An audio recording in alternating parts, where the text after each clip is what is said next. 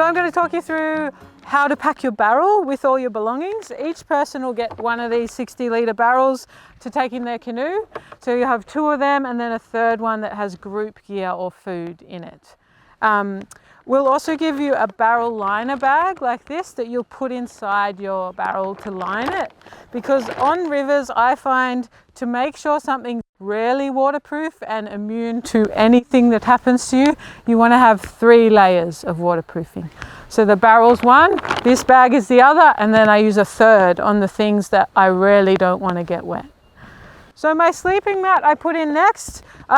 I sleep on quite a small one, you might have a bigger one, but I slide it in and wrap it around the outside of my barrel, so it sort of like forms a shape that I can then pop everything else in. If yours is a bit bigger, you might have it making a full circle, or if it packs down small, just keep it as it is. I've popped that in. Then I'm thinking about things that I probably won't need during the day. That's what I'm going to put down the bottom. So next I've got my dry shoes. I whack them in. I've got a sleeping bag. And this is one of those items that I know whatever's happened during the day, I want to get to camp and know my sleeping bag's dry. So you can never over waterproof something, but you can always regret not waterproofing it enough. So how I waterproof my sleeping bag is I put this plastic bag inside the case, and then I stuff my sleeping bag. If you're a roller, sorry, I'm anti-rolling. Stuffing's the way to go. So you're going to stuff it, and as you stuff, I think I'm on a cow poo here, so it'll be a good night tonight. But as you stuff around, you're sort of rotating your sleeping bag so it evenly fills my bag. Stuffing, rotating. See how I'm pushing against the ground? I get a lot more pressure, squeeze a lot more air out then than if I hold it in the air. So I do it on the ground. And then I'm going to grab my plastic bag and squeeze all the air out as much as I can, and then twist. And I don't tie a knot, because when I'm tired later tonight, we got to camp, I don't want to be trying to undo a finicky knot. Twisting and tucking actually works just fine. And I know when I get to camp I can just get out, and it's not like the takeaway food container that you've ripped the bag before you've got in. You want this bag to last for your whole trip, ideally. So I've got my sleeping bag in, squeezed out, and then do up the case. And a lot of you probably already know this, but some people don't. These straps on the sleeping bag case are actually really handy for making it a bit smaller. So I come in and I tighten my sleeping bag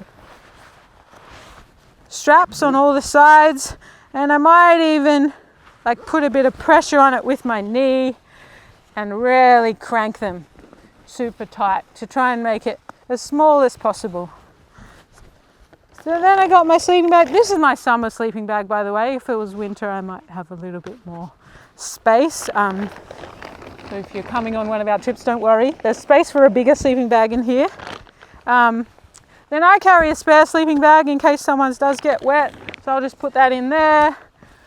I put my clothes, most of my clothes, I don't take a lot. I've got a couple of pairs of underwear, socks, a different shirt and shorts to wear at night when I've got off the river, and then some longer layers in case it's cold, like thermals and a thermal top in summer. If it was winter, I'd have my down jacket as well, and a beanie and some warmer socks too, but that's pretty much it that I would change. So I pop that in. If you don't have little dry bags like that, a Ziploc bag works the same. So you just want to squeeze all the air out, and that can be keeping those things that, like these are my thermals, I want to know when I get to camp that whatever's happened during the day, they're nice and dry. Okay, so thermals and sleeping bag are the two that I make sure I keep nice, like triple waterproofed. And the fourth thing I keep triple waterproofed is my head torch. So this, some people are asking what's the Tupperware for. I use it for anything electrical, like a head torch, for to have my spare batteries in there. Or if you have medications, it's a good idea to put them in there if there was anything that would get compromised if it got wet. All right, so that's what I use the Tupperware for. But again, a Ziploc bag will work as well if you need. So I pop them in. Then I've got my easy this is my little toiletry bag. In it I've got, well, probably everyone doesn't carry matches in their toiletry, but I do. Some vitamins, a little bit of emergency toilet paper, even though we carry it in the kit. And then I've just got like some personal toothpaste. This is pretty amazing. Toothbrush spoon. You never know when you might need one of them. Sanitary items. I carry a moon cup, which is pretty good on the river. And then I've got a little pocket knife, but again, we carry a lot of them in our kitchen kit. You wouldn't have to have all these things, but you want to try and have your toiletry kit pretty condensed, not the big shampoo bottle or anything like that in there, because we won't be doing any of that while we're on the river. Then as I'm approaching the top part of my barrel, I'm adding the things that would be handy to be able to get to easily. So I've got my torch, because it might be getting dark when I first unwrap my barrel, so I know, oh yep, that'll be easy to get to. I got my cutlery, because that's probably the last thing I'll add in the morning. I'll put I just take a bowl and a spoon, because I can use my bowl as a cup, and I find most meals you can eat with a spoon. Knife, pretty void, but if you like a fork, you could bring one of them too. So I put them in. I've got my raincoat tucked in again, because if we arrived and it was raining, I might want to be able to put that on. And the last thing I put in my barrel at the top is my towel, because if I did happen to capsize in a way that maybe some water leaked into the barrel, they're not always 100% waterproof. You might have put the lid on a bit wrong, or something's happened that water's snuck in. It hits my towel first, and towels are pretty absorbent, and it might actually absorb most of the water before it gets into anything else. So I've added that in. I twist my bag again, no knots, just twist, twist, twist and tuck. You can fill your barrel up to close to the top, but it can't be like this. Squeezing the lid on. It's got to be flat in there to get the lid on well. So if it's bulbing out, you've got to sacrifice some items.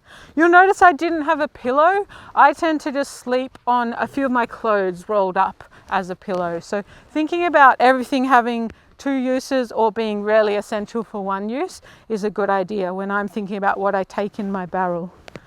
When it comes to putting the lid on, well, when I take it off, I'm really careful about where I put it and how I lay it down, because if I lay it like that, there's a seal that can get lots of sand in it, and then it's not going to be as waterproof. So always keeping it upright when I lay it down, and when I walk past, trying to avoid sort of kicking sand all over it.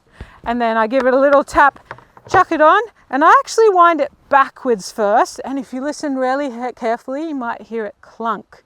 So winding backwards, did you hear that clunk? That's it's dropping onto the rails, so then I know now I can tighten it.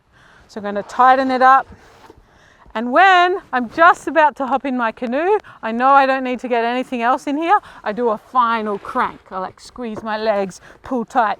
But sometimes that can mean when I get to the other side, I've got a bit gung-ho and I can't get it open. So you might need to work as a team where I'm holding this and someone else is twisting the barrel to get it back open, or you might be okay. On each barrel, you'll have a little bit of tape. I've got a big L on mine because I use it every week, but you'll have a little bit of tape that you can write your name on so that you know it's your barrel. A lot of you will already have that name on it. And I did touch on it a little bit before, but you'll also be given a dry bag to carry in the canoe.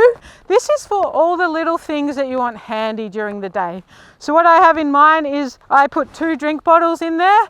I also take a sarong, which is good for when my legs are getting a bit too much sun, but it's a good idea to wear longer pants so that basically covering your skin is the best way to protect it out on the river. Sun cream tends to wash off and you've got to keep applying. So covering with a sarong can work too. I also sort of carry a little bandana in case maybe I need a bit more shade on my neck.